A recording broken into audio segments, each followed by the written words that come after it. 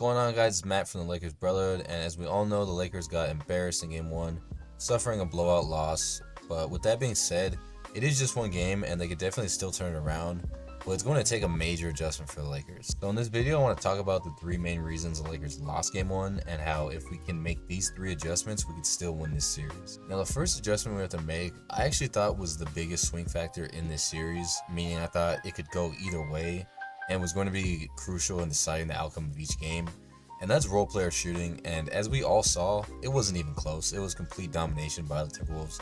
They shot 21 from 42, which is 50%, and if you can make 23s with 50% or above, that is unreal. And in comparison to 15 of 41 for the Lakers, I can assure that if the Timberwolves continue to shoot like this, they may just win the NBA Finals, but that is something I can guarantee you will not happen. They're not going to be making 21 threes a game on 50% shooting, because just no one does that. But at the same time, I think it's a very lazy take for Lakers fans to say, well, that was a fluke, they'll never shoot like that again, we're fine, Lakers in 5. Because while I do think there is some truth to that, like, I definitely don't think McDaniels averages 25 a game on 100% from 3. Like, I know that's not going to happen. But at the same time, a lot of the success they had shooting the ball was because of poor defense and game planning from the Lakers and JJ Redick. So that's the first major adjustment the Lakers have to make, which is stop the 3. They cannot dominate the 3-point battle again. I mean, for goodness sake, Julius Randle 4 of 6 from 3, Jaden McDaniels 3 of 3 from 3, Naz Reid 6 of 9 from 3. That is absurd, especially with McDaniels and Randle, because they can be described as fluky shooters. So the fact that they shot that high volume was really unfortunate. And majority of these threes, the way they got them was from penetration, forcing hard help from the Lakers defenders, and a kick to an open shooter. I thought that Ant in particular had an amazing game, creating a lot of good shots for his teammates because of that hard jab step that he's driving, forces help, and then it's a wide open 3 in the corner.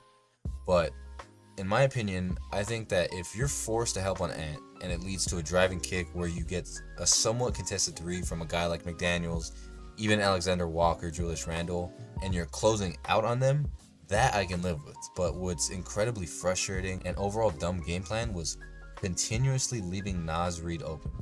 He won the 6th Man of the Year for a reason, and in this game he made 6 threes. And I could count, there were multiple times where our guys were shading off of Naz Reid. There were times where Luka and Rui in particular, those two guys, got way too deep into outside defense. There was one time Luka just kind of fell asleep, and it left Naz Reid wide open in the corner. And simple mistakes like that can lose you a game, and that's exactly what happened. Naz Reid had 18 points from just 3-pointers alone. And so basically, our help side defense was just atrocious. There were guys too deep, there were guys late, there were guys not closing out. We were not gap sound. Overall, the off-ball defense was just horrific, and it showed, and that's why they lit us up from 3. But aside from the 3s, overall, the defensive intensity just needs to pick up. We need to be more gap sound. We need to recover faster, close out harder, finish possessions with rebounds, and for the love of God, no more Naz Reid open 3s. But the number 2 adjustment we need to make isn't really much of an adjustment, but LeBron James and Austin Reeves just didn't come to play. Combined, they had 35 points on 31 shots, which is horrible for those two guys. They got outplayed by Jaden McDaniels and Naz Reid. And if they continue to play like this, I can guarantee you that we will get swept. Now, LeBron just kind of came out not doing too much. He kind of just let it be the Luka show. And we've seen this from LeBron before, so I'm not worried whatsoever. It's LeBron James we're talking about. In fact, it's very possible he comes out in Game 2 and he just lights him up 14 points within the first quarter. I mean, he's the greatest for a reason, so I have no doubts about him in coming to play. So I'm not worried about that.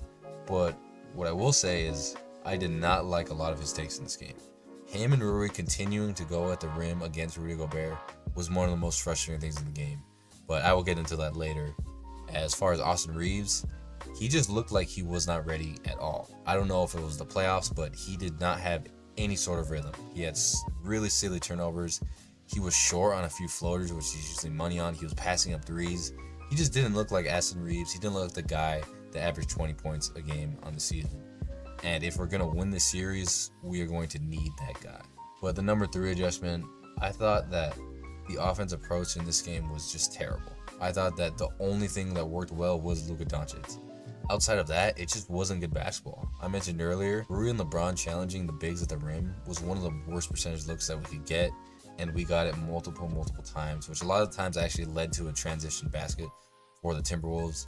I mean, that's the one thing Rudy Gobert's good at, and you're challenging him there. Very, very dumb in my opinion. I also thought that Jackson Hayes was a pretty ineffective ball man against drop coverage, and that kind of hurt us.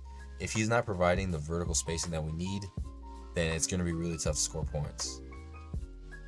But my biggest complaint about the game plan was that we did not go at Mike Conley nearly enough.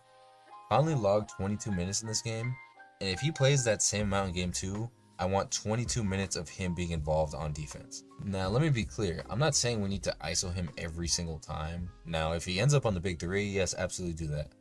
But just think about it this way. If Conley is on the floor against the Lakers, which for the most part it will be against the starting lineup because he is a starter, what makes the Lakers so special is that they have 4 guys that can get you a bucket anywhere on the floor, obviously except for their center, Jackson Hayes. So if Conley is on Rui, which he was in this game, what does that mean for the defense? Rui gets in the post, and Conley's on him one-on-one. They're going to have to double, and with someone with Hayes in the dunker spot, because you're obviously not going to leave open a wide open lob, that leaves 2 bodies to cover LeBron James, Luka Doncic, and Austin Reeves, which should lead to an open 3 every single possession. And if we hit enough threes to where they stop doubling Rui, then he has a favorable matchup. When you get the ball to Rui in the post with Mike Conley on him, it's poison for the Timberwolves, and we did not do that nearly enough. We did it one time, I think it was the second possession of the game, where they had someone shading for Rui, and instead of hitting the wide open man Austin Reeves for a 3, he put up a bad shot. And then after that, we just kind of never really went back to it. That will get us a good look almost every single time down the floor, and we need to go back to it. Because if we play our cards right, it's either a one-on-one matchup for Rui with a much smaller defender, or they double and it's a wide open 3 for our big 3. And if we do that enough, then Finch is really going to have a real decision on whether or not Conley should be starting. And that, to me, that was the number one thing I was saying heading into the series. Was going into this game, this series, we need to attack Mike Conley, and we did not do that at all. So there you have it. Those are my 3 big adjustments for the Lakers in order to take game 2.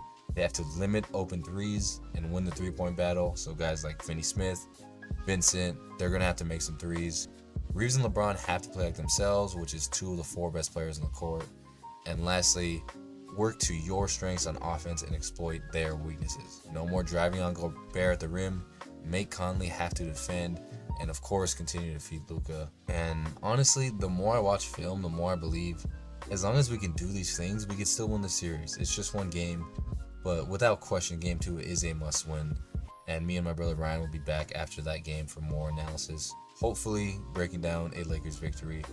But anyways, thank you all so much for watching. Make sure to like and subscribe if you enjoyed, and go Lakers.